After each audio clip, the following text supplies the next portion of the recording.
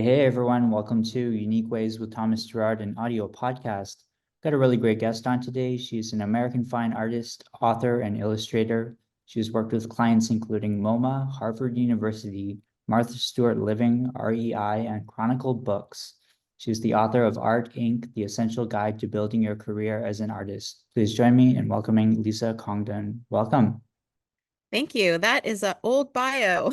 Really. Yes. Um, okay, well, are you ready for 20 questions? Yes. Okay, here we go. Number one, tell me a little bit more about yourself. What do you do? I identify sort of predominantly as an illustrator. I like the I s- my business is sort of divided into three parts. Mostly I do illustration and client work for brands and brand collaborations. And second, I have a retail business, so I produce and or design and manufacture my own products, which sell in my online shop. And then I have a store in Portland, Oregon, where I live. And then I also have a fine art practice. So about every 2 years, I have a big solo show at the gallery here in Portland that represents me. And then I also participate in group shows and occasionally have a show in a gallery or a museum outside of the town where I live. So yeah, those three things mostly. Awesome. And just a note for our audience, if you guys are into the brick and mortar shops, check out our recent episode with Jessica Hish. Number two, what's a key piece of knowledge that makes you different? Um, oh gosh. I am, I think from like, I don't know if it's a key piece of knowledge, but I think I have more life experience than the average person at my place in my career. I didn't get started until I was in my 30s, and I didn't actually become a professional illustrator until I was in my late 30s, early 40s. So I'm 56 now, and I think I have, you know, a lot of perspective and experience having other jobs and having, sort of taking that those skills and bringing them into my creative practice and the way that I run a business. Great. Okay. And number three, why this of all things? Why do you do what you do? I love drawing. There's really like, I feel like that's the sort of the crux of why I am an artist is that I actually love drawing. I love making art. And probably secondarily to that and very connected to that, I love sharing what I do with other people. And I became an artist when social media was, in its infancy. And it was a really great time for me because I could make stuff and sort of instantly share it with other people. And that proved to be motivating and for me and has continued to be that. Great. And number four, some people struggle with, but the question is, what does your future look like? Oh gosh. I am, as I mentioned, 56, and I do actually plan to retire in the next 10 years. So it doesn't mean I will ever stop making art, but I do plan to kind of like transition from having retail business and from um doing as much client work as I do now, and kind of moving more into having more spaciousness. And I'm a competitive cyclist, so I probably will spend a lot more time on my bike and make more art for fun, I think, in my future. So yeah. Nice. And number five, we say is unique to this show. The question is, let's talk about location. How does the notion of place play into what you do? I live in Portland, Oregon. I moved here about 9 years ago from San Francisco. And I actually moved here on purpose because the cost of living here is a lot lower than in San Francisco. And I um, was looking also for a creative community that would be welcoming. I do think that when you live in a place where, uh, it's not as expensive as some bigger cities, a lot more innovation is often happening because people can try things without being encumbered by cost. And I definitely found that was true here in Portland. Portland sort of reminds me of San Francisco in the 90s before it got super expensive after the dot-com boom. And I love that about this place. It energizes me. And there is a really wonderful creative community here too. So I feel like Portland is the perfect place for me because I can afford to do a lot of things in my art practice that I maybe couldn't do if I lived in another more expensive city. Nice, great. And six, if you had to start from the beginning, what advice would you give your former younger self? Hmm.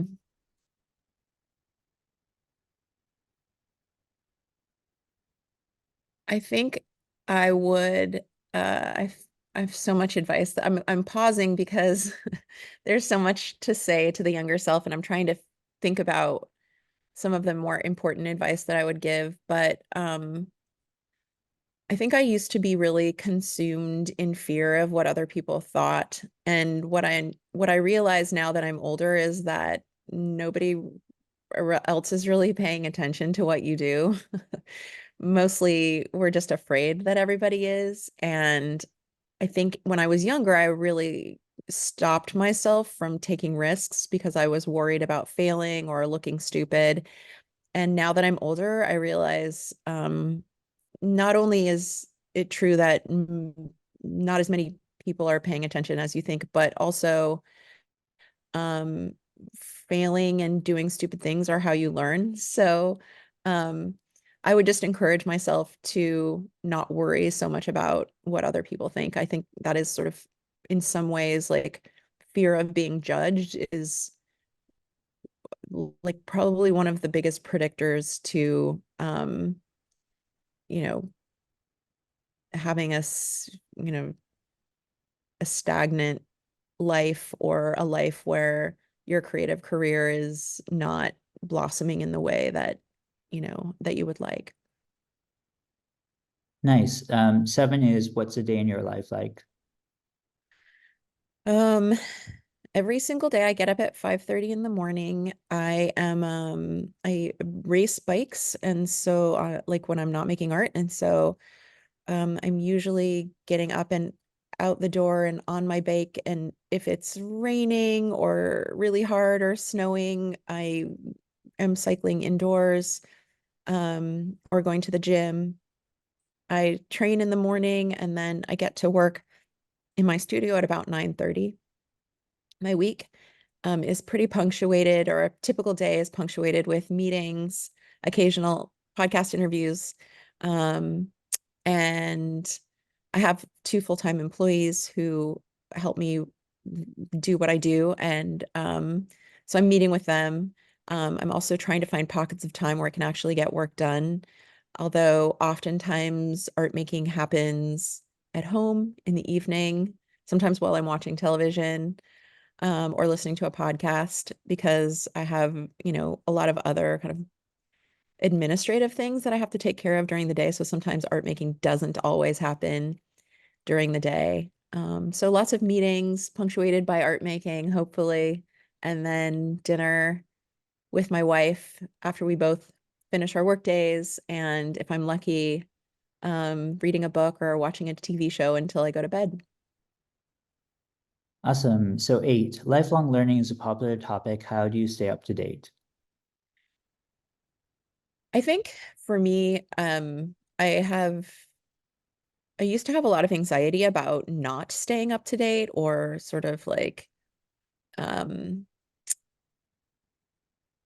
uh worrying that I wasn't keeping up with the latest technology or um, anything else I might need to know. And I've learned that if it's important enough, I will learn it. And I occasionally take classes or tutorials, or sometimes I'll just buy a new program. I learned to draw digitally just by like buying Procreate and practicing. And now it's the tool that I use, and I actually never took a class. Um, so sometimes I take the tactic of just immersing myself in something new. And if it feels too complicated, I will, enlist help in the form of a class or a mentor. But most of the time, I'm being really judicious about what I'm trying to learn because, um, and I'm making sure it's something that is actually going to help me, or provide um, some measure of growth, or um, is going to make my art practice better. And if I'm not sure that there's a reason to learn it other than that maybe everyone else is learning it, I have gotten pretty good at saying, you know what, I don't need to learn that, because it can be really overwhelming to keep up with all of the new stuff. Nice. That transitions nicely into number 9, which is about tools. What tools do you use? Do you use digital and analog tools? I do. So I would say 100% of my illustration and design work starts on the iPad in a program called Procreate with a Apple Pencil. Sometimes that work gets traced in Illustrator, in Vector, because it needs to be scalable for certain clients or for certain printing processes. I do have people who help me with that on occasion if I'm busy or if it's an intricate drawing that I don't have the skills to trace. I'm self-taught, so I don't always have the like know the fastest way to do certain things using certain tools. I used Photoshop a lot as well. Um, and for my fine art practice, I do paint. I use acrylic and gouache on paper and wood, and I do some book arts and collage, and also use just super basic materials like glue, scissors, acrylic, gouache, vintage paper, that kind of thing. Nice. And halfway number 10, how do you deal with work-life balance? Um, this one has been a big struggle for me over the years. I am somebody who doesn't do anything sort of halfway. Like I'm very um I work really hard to kind of like once I figure out that I love to do something or that I'm sort of good at it, like I'll go all in. And fortunately that sort of works out for me because um I love work, but I also love cycling, and cycling kind of forces me to have balance because it's this thing that I'm good at, that I love, that is completely outside of my art making and, entrepreneurial endeavors. And it kind of forces a balance because I love doing it just as much as I love drawing. And so over the years, I've gotten sort of more and more into this thing that is like outside of my work career. And so I only work 4 days a week now, so that I have a day to train on the bike on Fridays. And that's like been really life-changing for me. I don't know that, I have the personality of somebody who's just gonna chill. So I don't have balance necessarily in terms of laying around and doing nothing, but I do have balance outside of my work in having like this other thing that I love to do, that uses a different part of my body and my brain than making art does. And I feel like riding a bike makes me a better artist, and making art makes me a better cyclist. And it feels really complimentary to me. So I feel really lucky in that way. Nice. I love it. Number 11, if you weren't doing what you do now, what would you be doing? Um, I would probably be a dog walker. I love animals. I think all of the time about like if my art business doesn't make it or if I burn out someday, like what would I be excited to do? And I think that I would probably start a business where I walked people's dogs because I love animals. I love dogs in particular, and it just kind of feels like a no-brainer to me. So yeah, Nice. What would you not like to do with your career? anything that's going to cause me to wake up with anxiety every day. I have like worked really hard to build an art career that feels manageable and not stressful, and that's taken a lot of work.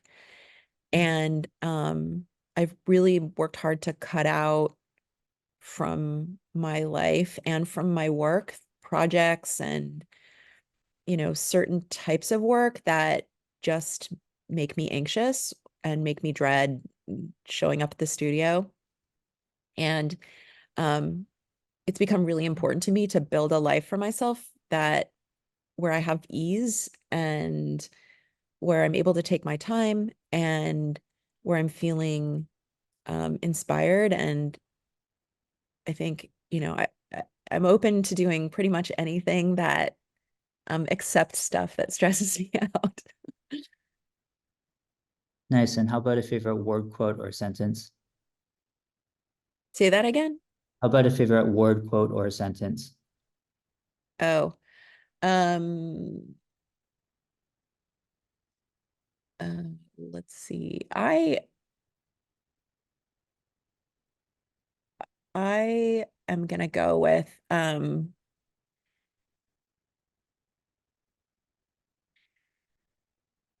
one that I think about a lot is the quote from Walt Whitman that says, "You contain multitudes." I think we, as a human species, like are very inclined to binary thinking about, you know, like from everything from our emotions to, um, our relationships. We want to make things good or bad, right or wrong. And it's really important, I think, to remember that everybody is really complicated and that you can hold lots of different emotions at one time. And that, in fact, your ability to do that, I think, is so important for creativity. And so that quote always reminds me that um, I might make a mistake, but that doesn't mean I'm a bad person, right? That I contain multitudes. I'm a complicated person with who's not good or bad, that I'm all the things. And somehow that's really comforting to me. Nice. And a least favorite word, quote, or sentence? Oh gosh. Um,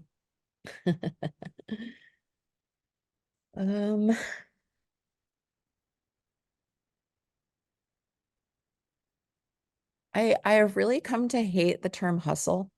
Hmm. Um, it used to be something that I actually aspired to be somebody who hustled. And I guess some people would probably um, argue that I am a hustler, meaning like I work hard and I go for what I want. But I also think hustling and hustle culture can be really damaging to people. This idea that you constantly have to be um, going super hard all of the time for everything you want in your life. And um, what I'm learning the older that I get is that it's important um, to understand that what you have and who you are is enough already, and that we don't need to keep striving for more constantly. I think self-improvement is incredibly important, or, self-transformation, and that work is can be really gratifying. But I also think there's a slippery slope with people, or at least for me, um, kind of going like continually thinking that you have to be more or have more constantly, that takes away from being present in the moment with what you already have. Nice. And 15, if you had to pick one word to describe yourself, what word would you choose? Joyful. What keeps you up at night?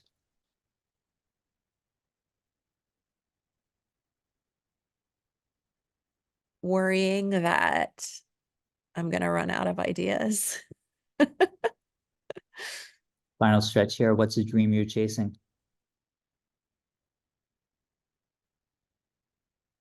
Going back to the conversation or the what I was just saying about work-life balance, like I think I'm continually chasing balance in a sense of ease in my life, and not feeling stressed out. Like I just crave ease and I'm constantly moving in the direction of ease. Nice. And 18, what inspires you? People who do good in the world. Hmm. And any advice you'd like to share? Um, my personal mantra is it's not too late. I think that a lot of people, even young people, think that, or they might have some dream or some idea of something they'd like to do with their life, and they think it's too late because the train left the station, or they had an opportunity that they passed up, or they don't have the time or space to learn a new skill. And I truly believe that it's not too late to try something new and at least see where it takes you. Awesome. And finally, number 20, how can our listeners keep tabs on you? What's our call to action? Um, well, I show up most frequently on Instagram. My handle is my name at Lisa Congdon. I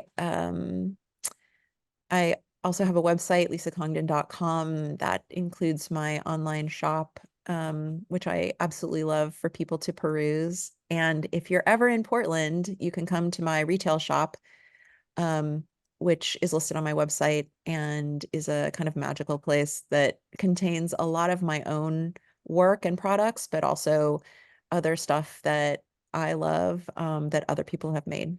So, Awesome. Well, thank you so much for coming on. So cool to have you here and also cool to have the West Coast connection. I'm recording from Vancouver here. So thank you oh so much. wow, thank you. I'm gonna go speak at Design Thinkers in May, so I'm like excited to go up there.